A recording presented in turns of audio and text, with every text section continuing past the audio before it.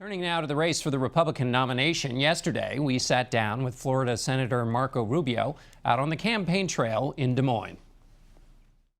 Senator, I want to start with the news that the United States is sending 50 special operations forces into Syria. Is that enough? Well, it's an important start to what I think, from a tactical perspective. I think the broader issue is what is the strategy? And I think the strategy has to involve more coordination with the Kurds and also with Sunnis, because you're not going to defeat ISIS, a radical Sunni movement, without a robust anti-ISIS Sunni coalition. So I do think it's an important tactical step forward. It needs to be backed up with increased airstrikes and so forth.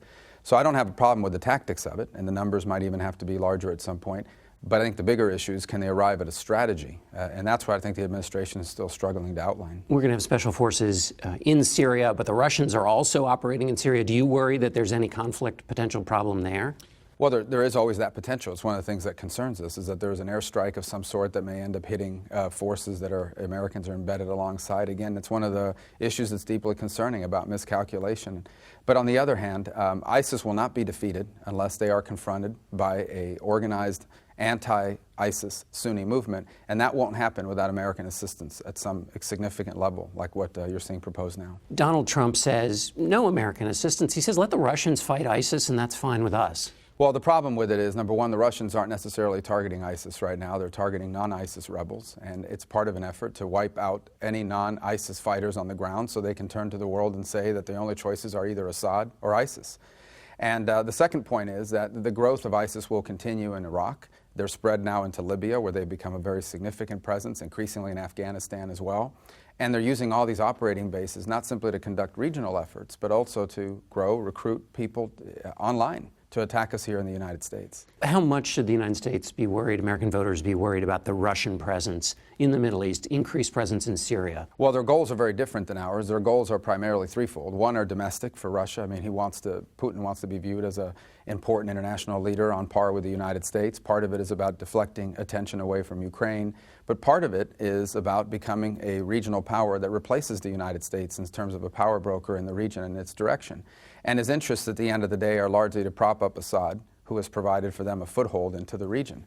And so they're stepping into a vacuum we've left behind. In an ideal world, you would be able to work with Russia to defeat radical jihadists, but that's not their goal immediately. Their immediate goal is the propping up of Assad because it's a client state for them. Let's switch now to talking about executive experience. In 2008, Republicans talking about the Democrats that were running, there were some senators running, Barack Obama, Hillary Clinton. Constantly, I heard Republicans say they've never run as much as a lemonade stand. They don't have executive experience. They haven't met a payroll. They haven't governed. Why doesn't that apply to you now as a candidate? Well, first of all, the presidency is not a bookkeeping job. I mean, it is not some glorified accounting job. It is the leader of the United States, both of its people and of the nation and of the government. And the job of a president is to craft a vision for America's future, to put the right people in the right position and hold them accountable for carrying out your agenda, but also to rally the country behind big causes. Entitlement reform is a huge undertaking. It'll never happen without presidential leadership, not to mention national security. The role of commander-in-chief is the most important job of a president. In the context of Barack Obama, he has now been president for 7 years. He has significant executive experience, and he's still making mistakes, in my opinion. And so it's clear that the issue with him is not that he didn't have executive experience, it's that his ideas do not work. And that's why I think it's important to elect someone to the presidency with the right ideas. Ideas that allow the private sector to succeed, because that's where you get job creation and economic prosperity.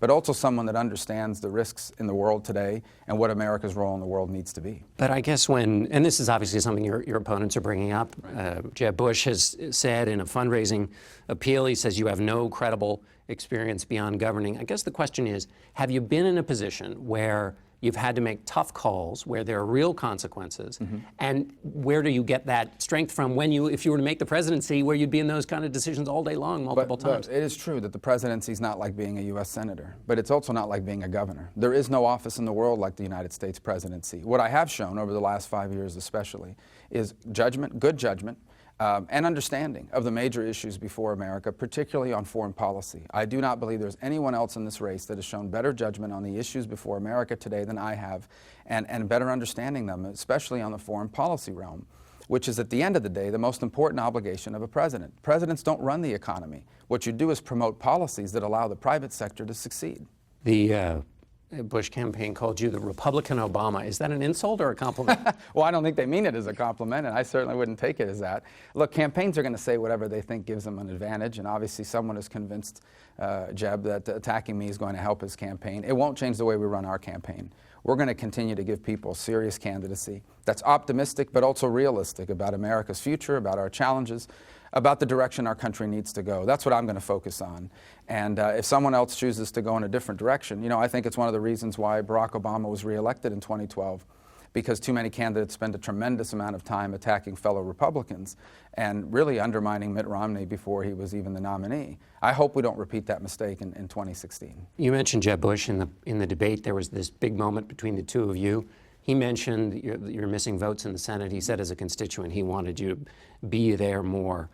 You came back at him not just on substance, but you questioned his motives. You basically said you're just doing it because your advisors have told you. Is there nothing genuine in his critique of you and your attendance in the Senate? Well, there's no record of having criticized anyone else in the past that's found themselves in the same position. The truth is I don't like missing votes, but what I would really hate is to wake up on the first Wednesday of November to the news that Hillary Clinton's been elected President of the United States.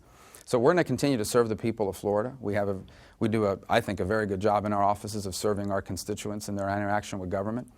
We will certainly be there for most votes and many votes. There will be some I will miss, and I will miss them because I'm campaigning so that in the future, those votes actually mean something. Far too many votes today in the Senate are predetermined. We know what the outcome's going to be. It's being done for messaging purposes, but it's never going to pass.